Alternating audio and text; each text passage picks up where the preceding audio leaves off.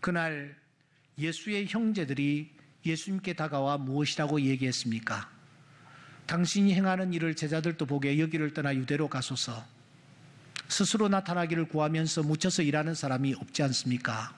자신을 세상에 나타내십시오. 그렇게 충언을 합니다. 하지만 이 충언 속에는 무서운 사리가 그 속에 배어져 있습니다. 여러분, 그 당시에 예수를 죽이려는 음모는 착착 진행되어 있고 예수를 죽여야 된다는 것은 공공연한 비밀이었습니다. 온 세상이 다 알고 있는 이 사실을 이 예수님의 동생들이 몰랐을 리 만무합니다. 알면서도 그 예수를 들어, 그 형들어 저기 유대로 올라가라고 부추기고 있습니다. 내 손에는 피를 묻히지 않고 다른 사람의 칼로 예수를 처단하려는 무서운 음모가 저들의 말 속에 담겨져 있는 것을 그래서 지난 시간에 우리는 확인한 바 있습니다. 예수님께서는 저들의 중심을 읽고 계셨습니다. 그래서 이런 저들을 향하여 이런 말씀을 하십니다.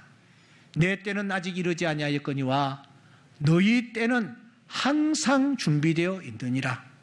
이게 무슨 말입니까?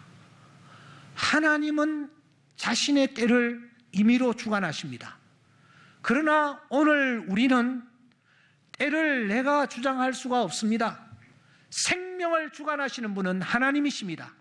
그런데 그 하나님께서 말씀하십니다. 너희 때는 늘 준비되어 있느니라.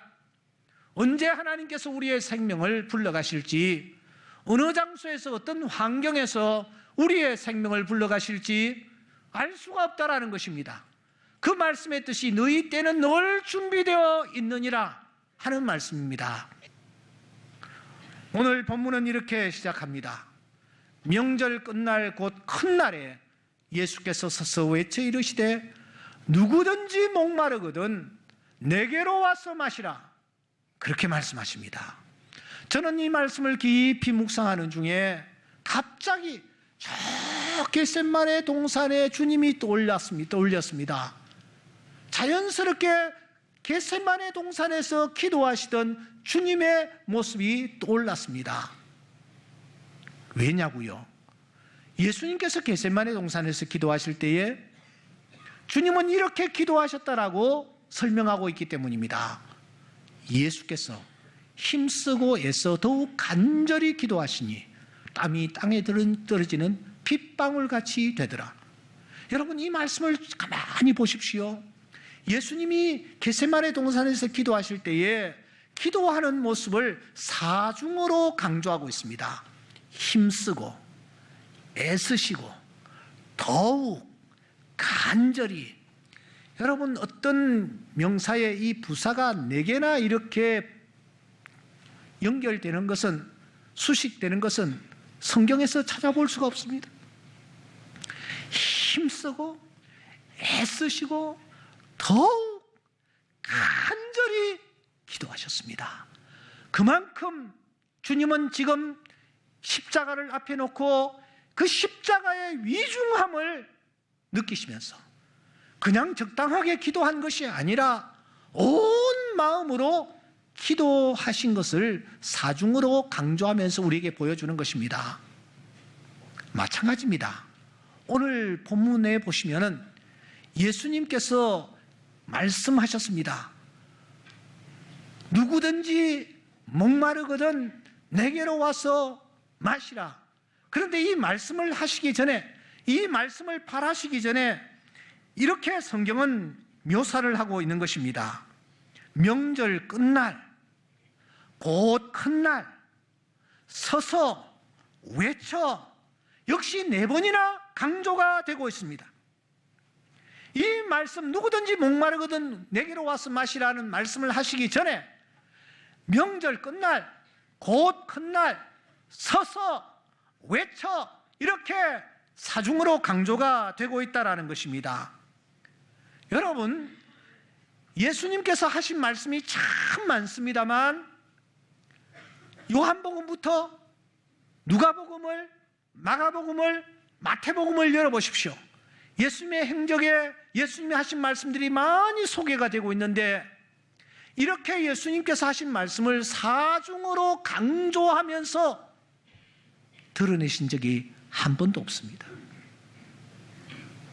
그러니까 여러분, 이 말씀이 얼마나 중요한 말씀이며 이 말씀을 하시기 위해서 주님께서 얼마나 심혈을 기울이셨는지를 우리가 확인할 수가 있는 것입니다. 그러니까 겟세마네 동산의 기도는 하나님을 향한 주님의 간절함의 표현이었습니다. 오늘 본문 7장 37절의 말씀은 우리를 향한 우리 주님의 간절함의 표현이라고 할 수가 있습니다. 주님이 남기신 말씀이 많이 있지만 그러므로 우리는 이 요한복음 7장 37절의 말씀을 파고 들어가야 합니다. 살펴야 합니다. 묵상해야 합니다. 마음에 새겨야 합니다. 왜냐하면 주님께서 강조하시면서 하신 말씀이기 때문입니다. 그 옛날 우리 하나님께서 선지자를 통하여 이렇게 말씀하신 적이 있습니다. 보라, 내가 새 일을 행하리니 이제 나타날 것이라. 너희가 그것을 알지 못하겠느냐? 반드시 내가 광야의 길을 사막의 강을 내리니 잘차 덜짐승과 승냥이와 타조도 광야에서 물을 마실 것이다. 사막의 강물을 내어 마시게 할 것이다. 그렇게 약속하셨습니다. 그 하나님이 말씀하십니다. 가련하고 가난한 자가 물을 구하되 물이 없어서 갈증으로 그들의 혀가 마를 때에 내가 응답해 주겠노라 말씀하셨습니다. 그 주님이 말씀하십니다. 오라, 너희 목마른 자들아 물로 나오라. 돈 없는 자도 오라. 너희는 와서 사 먹되 돈 없이 값 없이 와서 포도주와 젖을 사라. 그 주님이 오늘 인간의 몸으로 이 땅에 오셨습니다. 그리고 말씀이 육신이 되셔서 저들 앞에 서셔서 말씀하십니다. 외치십니다. 누구든지 목마르거든 뭐요? 내게로 와서 뭐요? 마시라. 사랑하는 여러분, 이 장엄한 메시지가 허풍입니까? 주님은 지금 공수표를 바라고 계십니까?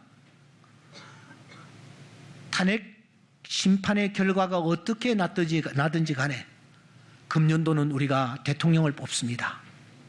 그래서 이제 대선에 접어들면 수많은 대선 후보들이 우리 앞에 나타날 것입니다. 지금도 나타나고 있습니다만은 저들의 말을 가만히 들어보면 마치 자신들이 우리를 파라다이스로 안내할 것 같은 느낌을 받습니다. 이것도 해드리겠다, 저것도 해드리겠다, 내가 대통령이 되면 이 나라는 이렇게 될 것이다. 청사진들을 바라고 있습니다만 우리가 지금까지도 많이 쏘가왔습니다. 저들은 결코 그런 것을 해낼 수 있는 자들이 아닙니다. 왜냐고요? 머리카락 하나도 희게 금계할 수 없는 자들임을 우리는 알고 있기 때문입니다. 그런데 예수님이 지금 누구든지 목마르거든 내게로 와서 마시라고 말씀하십니다. 주님도 대선 주자들과 다를 바 없이 지금 공수표를 바라고 계시는 것일까요? 사랑하는 여러분, 주님이 이 말씀을 하시면서 어느 날 뜬금없이 나타나셔서 말씀하신 것이 아닙니다.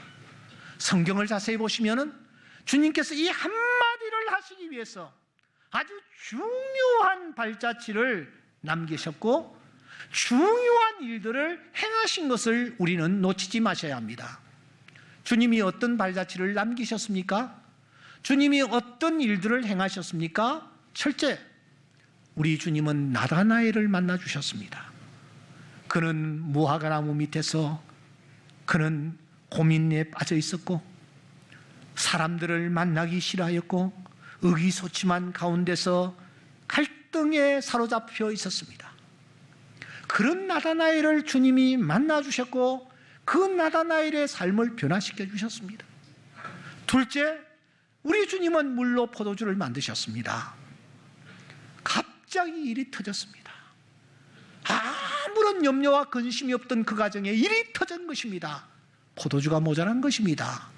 모두 다 어쩔 줄 몰라 하며 우왕좌왕하고 있을 그때에 주님께서 그 가정에 나타나시사 물로 포도주를 만드심으로 그 가정의 기쁨을 회복시켜 주셨습니다. 뿐만 아닙니다. 우리 주님께서는 니고데모를 만나 주셨습니다. 행복을 위하여 그는 많은 것을 소유했습니다. 권력을 소유했고 물질을 소유했고 또한 그가 젊음을 소유했습니다. 그런데 잠이 오지 않는 거예요. 잠이 오지 않는 것입니다. 그런 그가 밤중에 주님을 찾았을 때에 주님께서 니고데모의 중심을 아시고 니고데모의 문제를 깨끗하게 해결해 주셨습니다. 수가성 여인을 주님은 만나 주셨습니다. 남편을 5이나 두었으나 만족하지 못했습니다. 타는 목마름으로 대낮에 그가 우물가를 찾았을 때에 주님이 그녀를 기다리고 계셨고 그녀를 만나 주심으로 수가성 여인의 문제가 완전히 해결되어지는 이런 은혜를 주님이 베풀어 주셨습니다. 38년 된 병자를 만나 주셨습니다. 긴 세월 동안 질병에 그는 사로잡혀 있었고 사람들에게 짓밟히고 또 짓밟히면서 세월을 보내고 자신의 삶을 포기해야 되는 그런 상황에 놓여 있었습니다. 그런데 주님은 그에게 다가가셔서 야, 내가 낫고자 하느냐? 내 자리를 들고 걸어가라고 말씀하시므로 그의 모든 질병을 깨끗하게 해결해 주셨습니다. 베세다 들녘에 5,000명을 만나 주셨습니다. 그리고 저들의 배고픔을 해결해 주셨습니다. 더 나아가 갈릴리 바다의 풍랑을 우리 주님은 잠잠케 해 주셨습니다. 어찌할 줄 몰라 그 깊은 밤에 불안에 떨면서 배를 육지에 데려고 했으나 될 수 없는 그 사람들에게 주님은 찾아가셔서 저들이 원하는 항구에 도착할 수 있도록 바다와 바람을 잠잠케 해주신 것입니다. 이것이 주님께서 지금까지 걸어온 발자취입니다. 그런데 공교롭게도 7가지예요. 이것은 우연이 아닙니다. 완전수입니다. 그러므로 이 7가지의 사건은 오늘 우리 인생이 이 세상을 살아가면서 경험할 수 있는, 아니 우리가 풀어야 할, 오늘 우리가 당면한, 오늘 우리가 우리에게 갈등을 주고 고통스럽게 하는 오늘 우리의 문제를 총칭한다고 할 수 있습니다.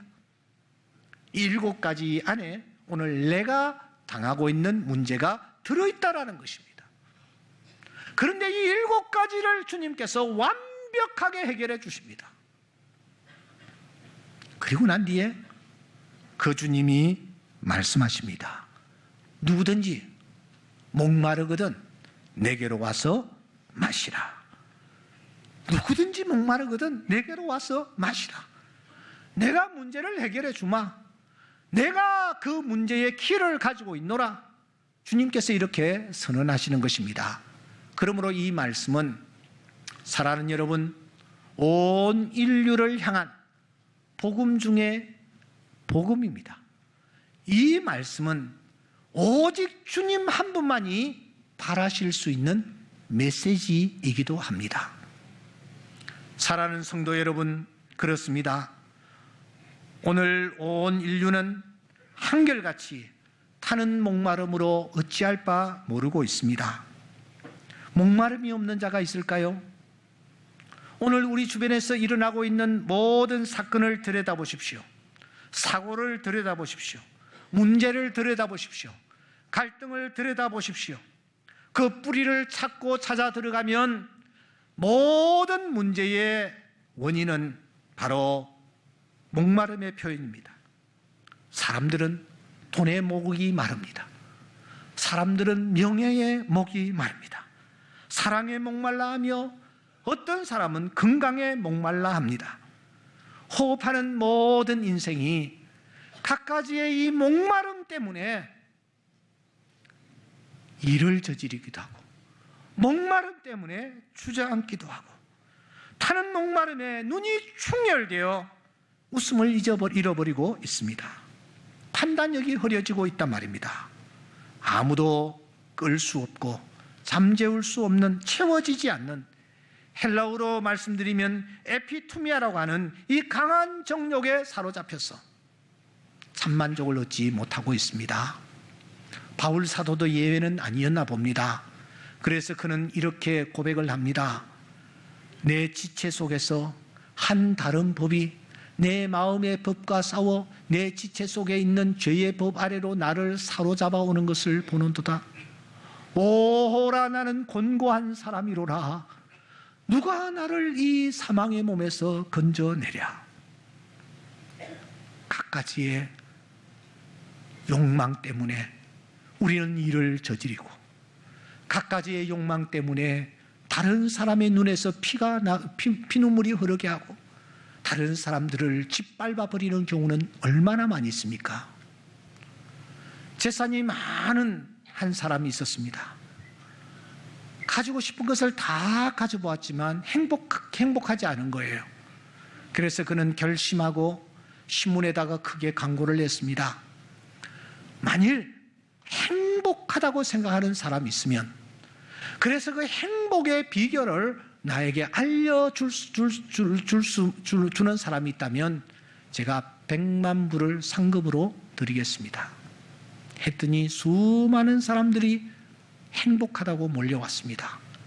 그리고 그 광고주 앞에 자신이 왜 행복한지, 어떻게 행복한지 설명해 나가기 시작했습니다.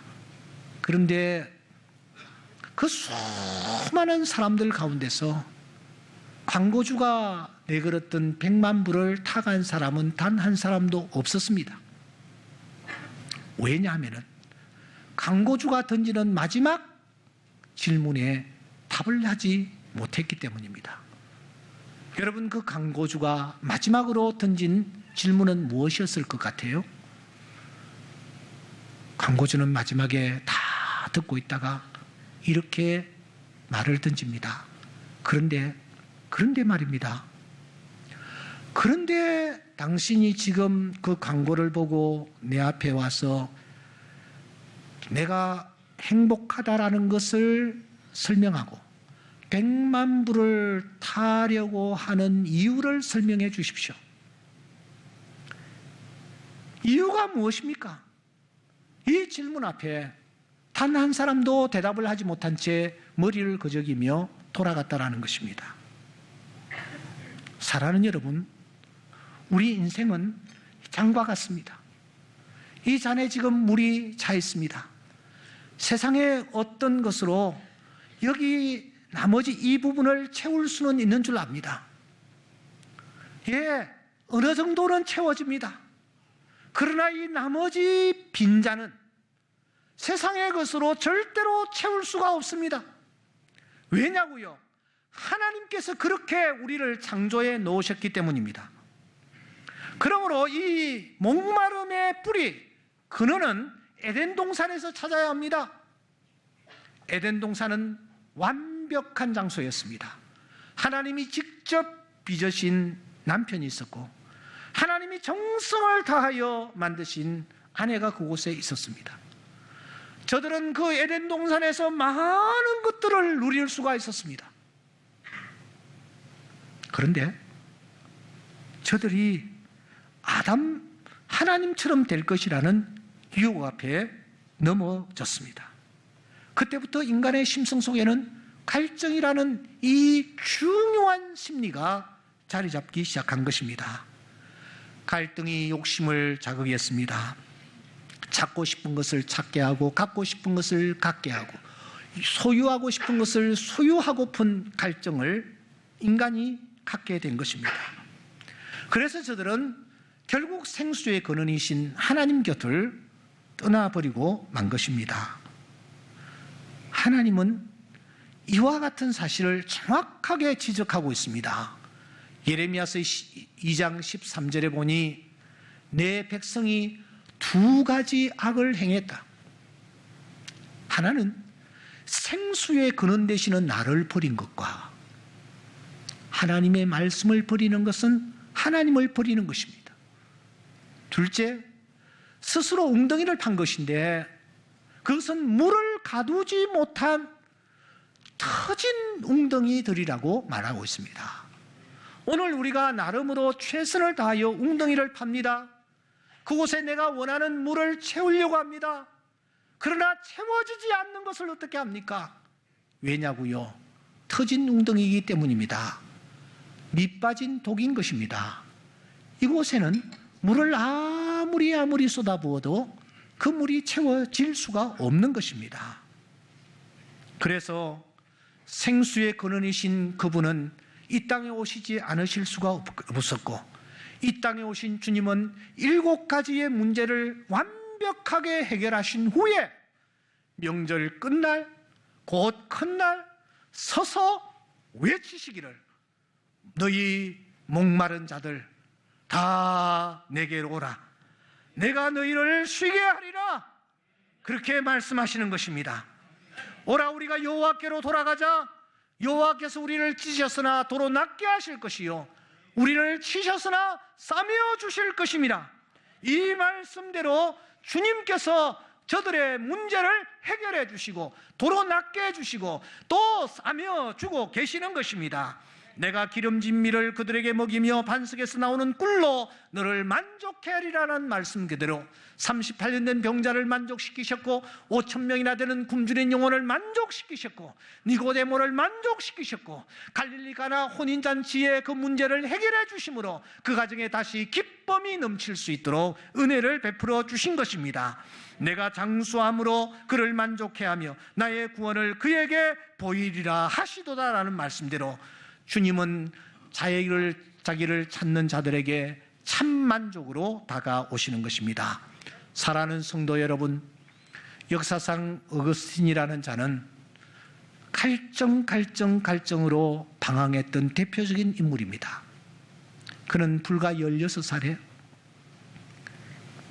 이성의 갈증 때문에 아프리카의 한 예쁜 아가씨를 만나 자녀까지 두었습니다.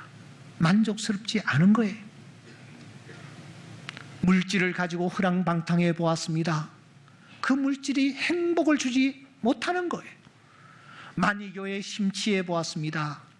그런데 그 이단이 자신에게 참 만족을 주지 않는 거예요.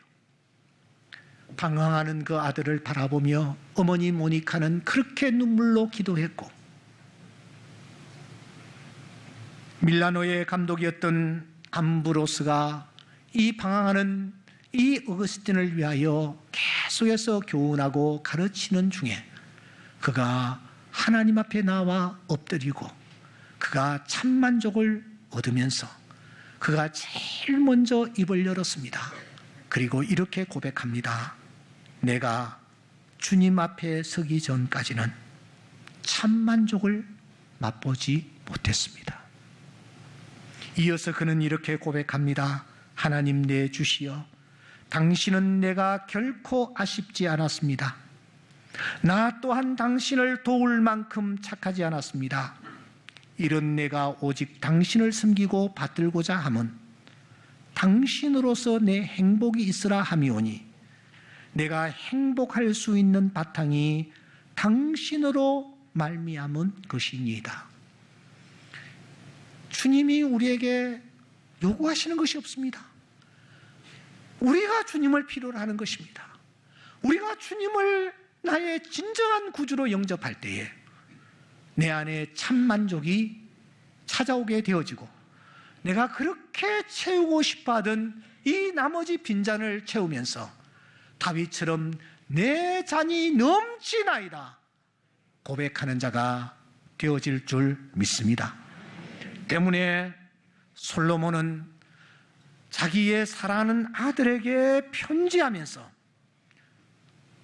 잠언 4장 8절과 9절 말씀에 이렇게 말합니다. 그를 높이라, 하나님을 높이라. 그리하면 그가 너를 높여 들리라. 그를 품으면 그가 영원히 너를 영화롭게 하리라. 사랑하는 아들아, 그가 아름다운 관을 너의 머리에 씌워주겠고 영화로운 면류관을 내게 주리라. 그렇게 사랑하는 아들에게 부탁하는 것입니다. 말씀을 정리하겠습니다. 인간은 영적인 존재입니다. 영적인 문제가 먼저 해결되어야 합니다. 영적 문제의 해결은 주님밖에 없습니다. 그 주님이 이 시간 우리의 문 밖에 서서 우리에게 말씀하십니다. 내가 문 밖에 서서 두드리노니 누구든지 내 음성을 듣고 문을 열면 내가 그에게로 들어가 그로 더불어 먹고 그는 나로 더불어 먹으리라. 이 주님을 내가 진정으로 모실 때에 주님이 내 문제의 해결자가 되셔서 내가 설령 나다나엘일지라도 내가 갈릴리 가나 혼인집의 주인일지라도 내가 니고데모일지라도 내가 수가성여인일지라도 내가 38년 된 병자일지라도 내가 5,000명의 굶주린 영혼 가운데 한 사람일지라도 내가 풍랑 가운데서 배를 서가는 이러한 사람일지라도 주님께서는 내 문제를 해결해 주시고 나에게 참 만족을 허락하여 주실 줄 믿습니다. 이 주님을 만나는 은혜가 있을 수 있기를 주의 이름으로 축원합니다. 주님을 만나기 위해서는 내가 지금까지 붙잡았던 것을 놓으셔야 합니다. 그래야 주님을 잡을 수가 있습니다. 내가 두 개를 한꺼번에 잡을 수가 없습니다. 내가 지금 살아가고 귀하게 생각했던 것을 놓을 때에 주님은 나에게 참 주인으로 다가오셔서 나의 문제를 해결해 주시는 능력자가 되어질 줄 믿습니다.